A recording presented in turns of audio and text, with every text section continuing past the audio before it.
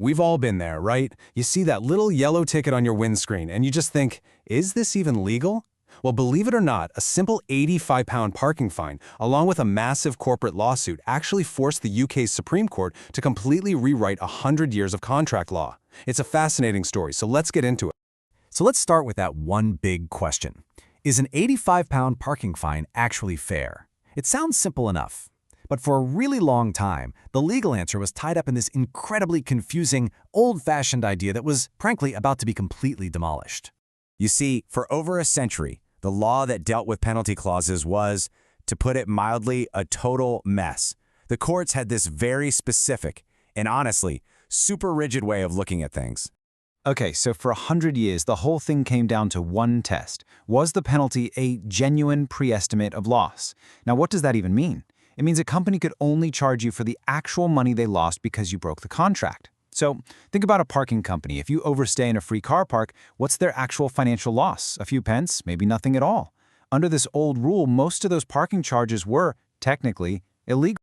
And this right here just shows you how confusing it was. The courts were stuck trying to figure out if a charge was a fair liquidated damages clause, which is basically a good faith guess of the actual financial loss, or if it was an unfair penalty clause, designed just to punish you. The first one was okay, the second one was not. But that line between them was incredibly fuzzy and was creating chaos for everyone, setting the stage for a huge legal showdown. So this century of legal fog finally came to a head when two totally different cases dealing with the exact same problem showed up at the Supreme Court at the same time. And the amount of money we're talking about, well, let's just say they were on opposite ends of the spectrum. First, you've got the corporate behemoth, a case called Cavendish versus McDessie. The argument was over a clause in a massive business deal.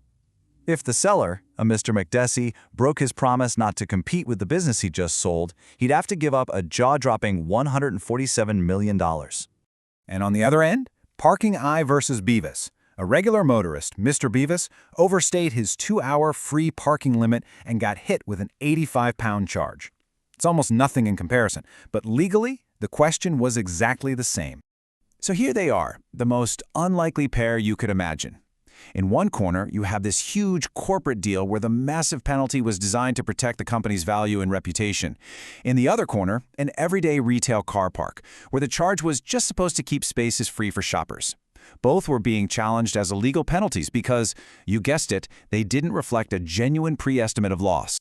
So, the Supreme Court is looking at these two wildly different situations and basically decides, you know what? It's time. We're tearing down these old rules and building something new, something that actually works for the modern world. And hey, you don't have to take my word for it. The court itself called the old rule an ancient, haphazardly constructed edifice. In plain English, that means they thought it was a crumbling old ruin that should have been knocked down a long time ago. It was time for a complete legal renovation. So they came up with this really elegant new two-part test. First, they ask if the clause is a primary obligation, like your promise to only park for 2 hours, or a secondary one that only kicks in if you break the first one, like the £85 fine. But the real revolution, the absolute game changer, is in step 2. The court stopped caring about calculating loss. The brand new all-important question is, does the penalty protect a legitimate interest? And what in the world is a legitimate interest? Well, it's pretty much any valid business reason for the penalty. It could be making sure there are always parking spaces free for actual shoppers, which helps the stores in the retail park.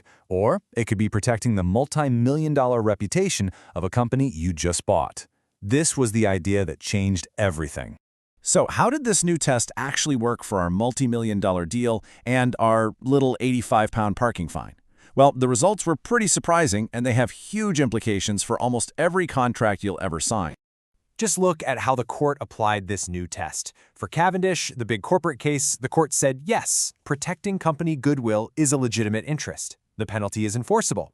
But the real shocker was Parking I.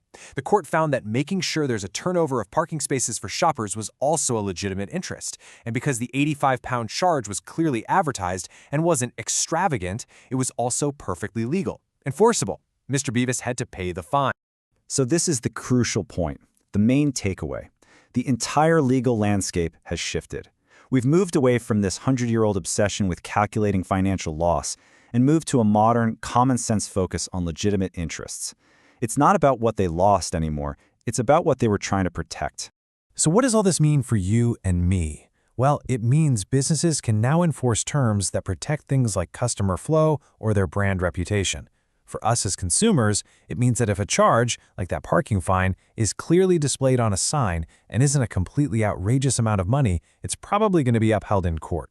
The new argument isn't about loss. It's about whether a penalty is extravagant or unconscionable. Basically, is it so grossly unfair that it just shocks you? This whole story, from a simple fine to a complete legal revolution, just goes to show you that the law is always changing. And it leaves us with one final thing to think about.